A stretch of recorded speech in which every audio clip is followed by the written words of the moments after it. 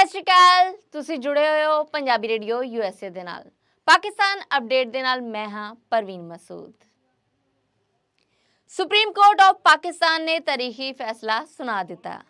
अदालत ने अपने फैसले राही सियासतदानां ते उम्र भर दी सियासी पाबंदी नूं मुका दिता है। 7 जजां दे अदालती बेंच चों इस फैसले दे हक च 6 जज जबकि मुखालफत च एक जज ने नोट लिखिया। याद रहे कि अदालत ने यह फैसला 5 जनवरी नूं सांभ लिया सी।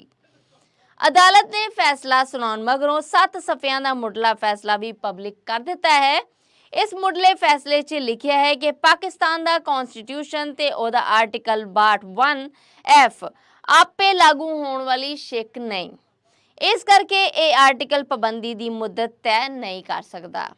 अदालत ने आप करार दिता कि कोई इहो जिहा कानून मौजूद नहीं जो 62(1)F के तहत ही चुनाव करे ते पाबंदी केड़ी अदालत ला सकती है।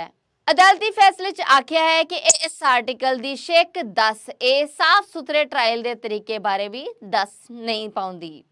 ये तां सी मुढला अदालती फैसला जो सामने आ गया। 5 जनवरी की अदालती कार्रवाई वाले दिन सुप्रीम कोर्ट ऑफ पाकिस्तान की कार्रवाई दौरान की होया ਉਹਦਾ थोड़ा जिहा हाल ਤੁਹਾਨੂੰ ਦੱਸ ਰਿਹਾ। 5 जनवरी ਨੂੰ ਇਸ ਅਦਾਲਤੀ ਕਾਰਵਾਈ ਵੇਲੇ ਇਮਰਾਨ ਖਾਨ ਦੇ ਵਕੀਲ ਸਰਦਾਰ ਲਤੀਫ ਖੋਸਾ ਅਦਾਲਤ ਦੇ ਰੂਬਰੂ ਪੇਸ਼ ਹੋਏ, ਜਿਨ੍ਹਾਂ ਦੀ chief justice of Pakistan Faez Isa ਹੋਰਾਂ ਦੇ ਨਾਲ ਬਹਿਸ ਹੋਈ। ਸਰਦਾਰ ਲਤੀਫ ਖੋਸਾ ਹੋਰਾਂ ਵੱਲੋਂ ਆਖਿਆ ਗਿਆ ਕਿ ਅਦਾਲਤ ਸਾਡੇ ਮੁਕੱਦਮਿਆਂ ਦਾ ਫੈਸਲਾ ਆਉਣ ਤੱਕ ਇਸ ਕੇਸ ਦਾ ਫੈਸਲਾ ਨਾ ਸੁਣਾਏ। इमरान खान ते ओदे हामियां ते ओदे वकीलां नाल सरकारी बदसलूकी पूरे जोरां ते है। अदालत एदा भी नोटिस लवे, जिदे ते चीफ जस्टिस होरां ने जवाब दिता कि इधर उधर दियां ना मारो, बस मुकदमे दे मुताबिक गल करो। सरदार लतीफ खोसा होरां आख्या कि अज जदों मैं अदालती पेशी लई आउण डिया सां ते मेरे मुंशी कोलों तुहाडी अदालत दे बाहर कागज पत्तर ते फाइलां जबरदस्ती खो ले गए, जिदे ते चीफ जस्टिस ऑफ पाकिस्तान ने आख्या कि यह मुंशी की होंदा है, वकील आप अदालत च आउण, यह आला अदालत है, इत्थे ते मुंशी नूं चैंबर च आउण दी इजाजत नहीं है। लतीफ खोसा होरां दा आखना सी कि मैं एक सीनियर कानूनदान हाँ, अदालती अहाते दे विच जे मेरे नाल बदसलूकी हो रही है तो इमरान खान ते ओहदे हामियां नाल की सलूक हो रहा होएगा।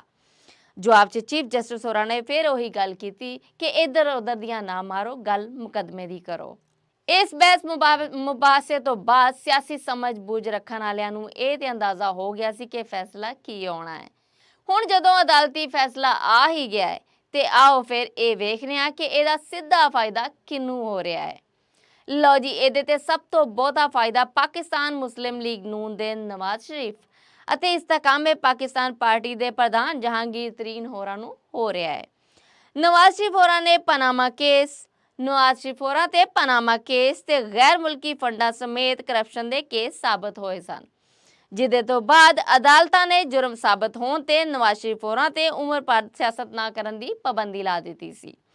इंज ही इमरान खान दे बड़े लागे जाने जान वाले सियासतदान जहांगीर तरीन, जिन्हां बारे आख्या जांदा है कि इमरान खान होरां दे प्राइम मिनिस्टर बनन दी राह दे विच जो रुकावटां सन ਉਹ जहांगीर तरीन होरां ने अड्डो अड्ड करके दूर कीतियां सन।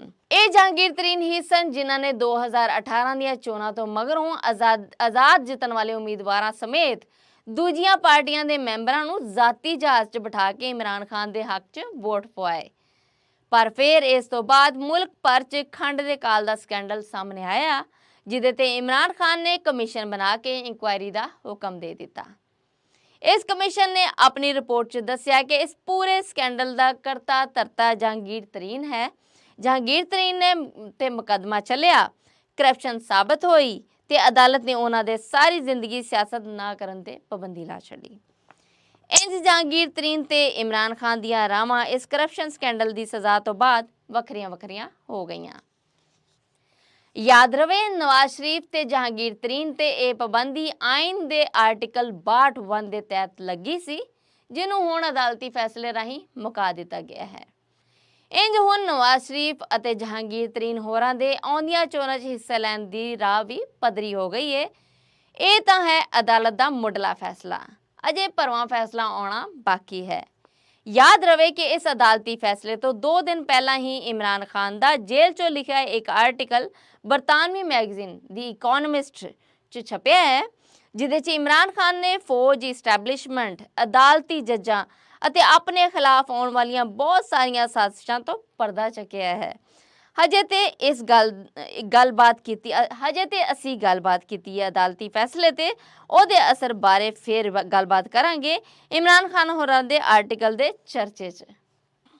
ਹਜੇ ਤੇ ਅਸੀਂ ਗੱਲਬਾਤ ਕੀਤੀ ਹੈ ਅਦਾਲਤੀ ਫੈਸਲੇ ਤੇ ਉਹਦੇ ਅਸਰ ਤੇ, ਫਿਰ ਹਾਜ਼ਰ ਹੋਵਾਂਗੇ ਇਮਰਾਨ ਖਾਨ ਦੇ ਆਰਟੀਕਲ ਦੇ ਚਰਚੇ ਦੇ ਨਾਲ।